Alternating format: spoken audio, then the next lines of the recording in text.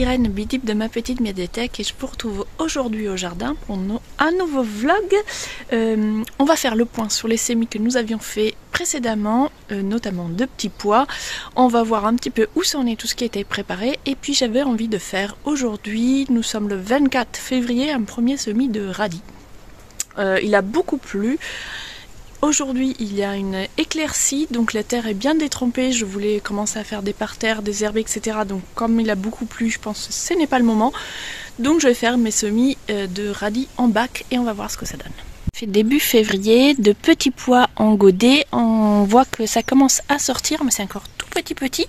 J'ai mis des granulés parce que mes graines commençaient déjà à être mangées par les limaces, donc voilà, j'ai mis des granulés anti-limaces. Mais bon, voilà, je n'interviens que si nécessaire. Et là, je voyais que ça commençait à être grignoté, donc j'en ai mis un petit peu. Là, j'avais fait des semis également de fèves. Et on voit que les fèves commencent tout juste à pointer le bout de leur nez. Ça fait 2 jours même pas, hein, parce que je suis venue hier et on voyait pas. Donc ça a dû sortir cette nuit. Donc ici aussi, on voit un petit peu, ça sort.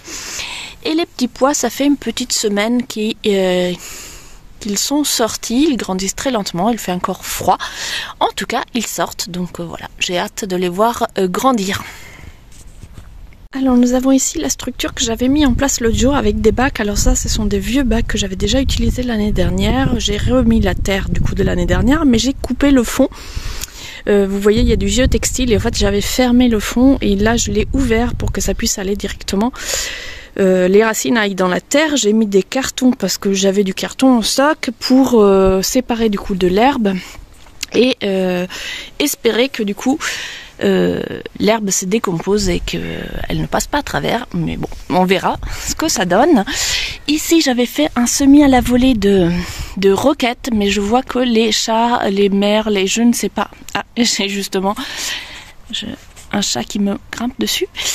Ils ont un peu tout piétiné, c'était bien aplani et là on voit il y a des trous un peu partout, donc je sais pas trop ce que ça va donner. En même temps je vois qu'il y a des tout petits, ça fait pas vraiment le point, voilà, il y a des tout petites plantes qui sont en train de germer, donc est-ce que c'est la roquette que j'ai sémée moi-même ou est-ce que ce sont des mauvaises herbes?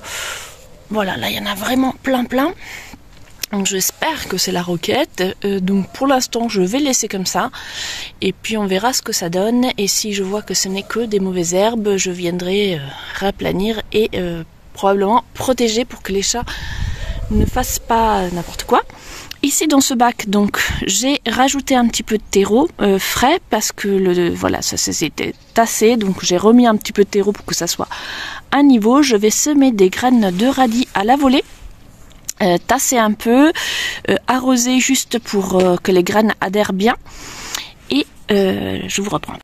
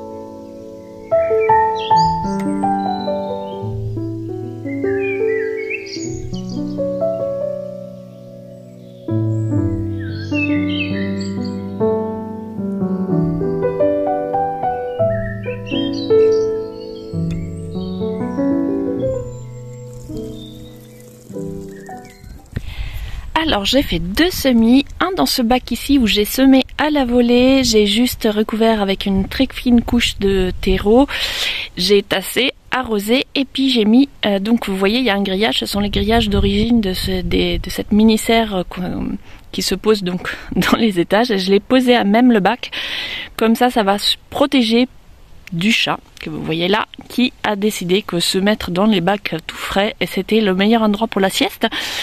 Et donc ici j'ai fait un deuxième bac et dans celui-ci j'ai essayé autrement, j'ai fait 2 petits sillons que je suis ensuite venue recouvrir, j'ai tassé, arrosé et mis également un petit grillage pour protéger. Une fois que ça aura poussé la végétation, j'enlèverai. Vous avez peut-être remarqué, dans les graines, il n'y avait pas que du radis. En fait, j'ai fait un mélange radis-persil. Puisque le persil met très longtemps à germer, je mélange avec le radis, comme ça. Une fois que j'ai fait ma récolte de radis, le persil pourra prendre la place si ça fonctionne. On verra ça ensemble. Alors ici, on voit les feuilles que j'avais mis il y a déjà 15 jours à peu près, je pense. Ou la semaine dernière, je ne sais plus. En tout cas... elles avaient commencé à fermenter parce qu'elles s'étaient stockées dans des sacs et des poubelles et elles avaient du coup commencé à fermenter. Je pensais qu'en les mettant comme ça, très vite les vers de terre les coloniseraient, mais je pense qu'il fait encore un peu trop froid puisque quand je soulève, j'ai pas encore vu vraiment d'activité. Mais je pense que dès qu'il va venir faire un peu plus chaud, ça devrait partir. Et ce que je pensais faire peut-être, c'est de mettre une bâche comme celle-ci par-dessus les feuilles, de façon à que les vers de terre puissent venir, puisqu'ils n'aiment pas trop être à la lumière, puissent venir jusqu'à la surface ici. Mais voilà, pour l'instant je laisse encore comme ça. Ici c'est le premier parterre que j'avais préparé, donc là j'avais juste posé à même l'herbe des cartons que j'avais tenu avec toutes ces pierres de taille qu'on a récupérées en faisant de la porte, et j'ai mis les feuilles par-dessus le carton. Là encore, ça, pour l'instant ça ne se dégrade pas vraiment très rapidement, mais nous sommes encore fin février, donc je pense qu'ici je viendrai mettre des tomates en avril, donc d'ici là ça aura le temps de travailler un petit peu et voir comment ça agit. Est-ce que l'herbe va traverser le carton et les feuilles ou au contraire se décomposer toute seule? On fera le point au mois d'avril. Ce que je voulais faire en attendant, c'était ici de faire une deuxième plate-bande en enlevant l'herbe moi-même à la main avec une grelinette afin de pouvoir faire des semis, notamment de petits pois, puisqu'il me reste encore des graines ou alors planter ceux qui sont engodés, je ne sais pas. Sauf que, comme je vous disais, il a beaucoup plu, donc la terre est vraiment détrempée, donc je pense que c'est pas le moment de sortir cette grelinette, donc je vais encore attendre. Et je viendrai faire ça quand ça sera un petit peu plus sec. Ici, vous voyez là, il y a du lierre partout, ça recouvrait pratiquement le mur jusque là. D'ailleurs, on voit là où le mur est vert, c'est qu'il était sous le lierre et la passiflore.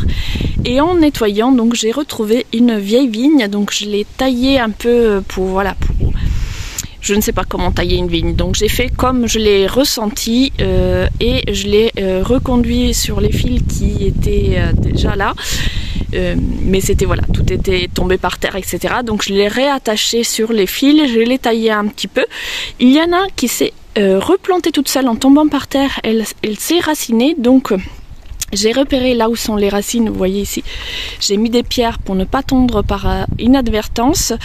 Et je vais la laisser cette saison et peut-être la saison prochaine couper pour que ça fasse 2 pieds de vigne séparés. Là pour l'instant le pied mère il est là, mais c'est bien la même branche qui a refait des racines ici. Pour le moment, tout ce que j'ai taillé, je l'ai tout simplement déposé au sol en gros tas. Il va falloir que je vienne broyer tout ça. Mais là encore, j'attends qu'il arrête de pleuvoir pendant plusieurs jours pour que ça sèche un petit peu et pouvoir le passer au broyeur. Et puis, c'est surtout que pendant que je coupe, voilà, ça me prendrait trop de temps de le faire au fur et à mesure. Donc, j'ai tout entassé ici et je viendrai broyer ensuite. Je m'étais arrêtée ici. Là vous voyez, ceci est un figuier, donc je vais continuer de nettoyer là tant qu'il fait beau. Et avant que le figuier ne commence à mettre des feuilles, il va falloir que je fasse attention quand même. Parce que la sève du figuier peut être corrosive et faire des réactions allergiques.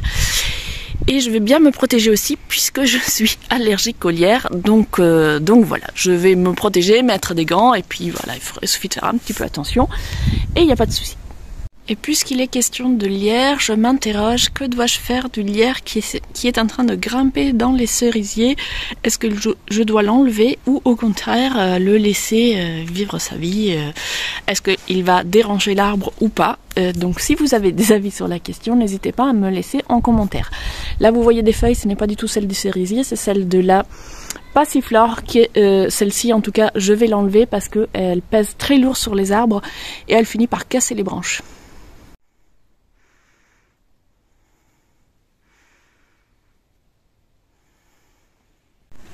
Bon, l'élagage avance. Ici, j'ai bien nettoyé ce coin-là. J'ai enlevé plein de passiflores, mais là, en haut, il y en a encore beaucoup. Mais si je tire, je risque de casser les branches. Et mon escabeau ne me permet pas d'aller assez haut. Donc voilà, j'ai coupé de façon à ce que ça sèche. Et ici, j'ai commencé à nettoyer, à élaguer ce rosier. C'est un rosier très ancien et il a un très gros tronc, mais toute la partie à l'intérieur était complètement sèche. Donc j'ai essayé de rentrer et tailler. Alors j'ai pour l'instant laissé tout en bas. Donc là, vous voyez, il y a un gros tas de branches sèches de rosier. Je n'ai pas fini, il y a à l'intérieur là sur le haut aussi du lierre qui est en train de recouvrir par dessus, de la passifleur qui est passée comme ça, enfin, c'est un casse-tête pas possible. Là j'y m'y prends peut-être un peu tard par rapport au fait que du coup il a déjà beaucoup de feuilles, de jeunes pousses, etc. Donc j'ai coupé tout ce qui était mort, quelques branches qui étaient dérangeantes, mais je vais pas non plus complètement le tailler pour qu'il fasse cette saison tranquillement. Et puis à l'automne de l'année prochaine, là par contre je lui ferai une coupe beaucoup plus rase pour qu'il reprenne une forme un peu plus correcte, parce que là il a vachement débordé. D'ailleurs il s'est même replanté tout seul, donc voilà, je vais attendre un peu la fin de la saison pour voir un petit peu qu'est-ce que je garde, qu'est-ce que je supprime, puisqu'il a repoussé ici, il est en train de repousser. J'ai mis une branche sur cet arbre. Normalement le rosier devrait pas déranger l'arbre parce qu'il va juste se peser et pas s'entortiller autour comme la passiflore ou le lierre. Là, il y a encore... En fait, tous les troncs sont couverts de lierre. Donc, certaines branches, je les ai quand même coupées parce que je trouve qu'il y en a beaucoup. Mais je ne sais pas si je dois tout enlever ou pas. Encore de la passiflore. C'est sans fin, la passiflore. Ça fait 1 heure que j'y suis et il y en a encore. Alors ça y est, j'ai bien élagué, j'ai bien travaillé. Là, je commence à en avoir marre. Je me suis fait attaquer par le rosier de partout. Je me suis pris... Alors j'avais bien pensé à me protéger avec des gants et des manches longues. Par contre, je n'ai pas pris de lunettes pour protéger les yeux. Et en tirant la passiflore, je me suis quand même pris quelques branches dans les yeux. Ça fait mal. Donc, note à moi-même, pensez à mettre des lunettes de protection quand on fait ce genre d'élagage. Voilà, je vous retrouve plus tard pour voir comment ça avance petit à petit.